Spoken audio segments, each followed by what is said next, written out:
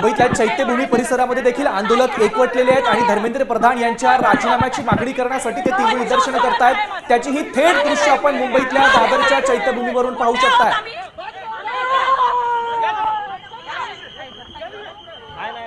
सीजेपीच्या दिल्लीतील आंदोलनाला पाठिंबा देण्यासाठी आता मुंबईतल्या आंदोलकांनी देखील आता कंबर कसली आणि या ठिकाणी आपण पाहतोय मुंबईतल्या दादरमधून ही थेट दृश्य आपण सांगलीच्या माध्यमातून पाहू शकताय।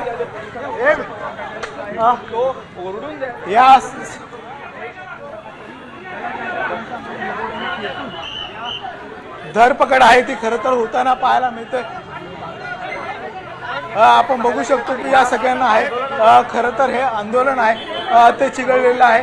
सगळ्या धरपकड आहे ती होताना पाहायला मिळते। हे आपण बघू शकतो की मुलाला देखील आहे ते आलेले आहेत आणि या ठिकाणी आहे ती धरपकड आहे ती होताना पाहायला मिळते। प्रामुख्याने जी मागणी आहे ती मागणी आहे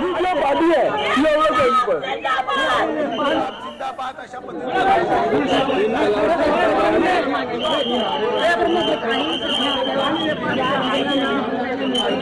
आहेत ते या चैत्यभूमी भागामध्ये आहेत ते दाखल झालेले आहेत आणि या सगळ्यांना आहेत ते पोलीस आहेत ते ताब्यात घेताना पाहायला मिळतात।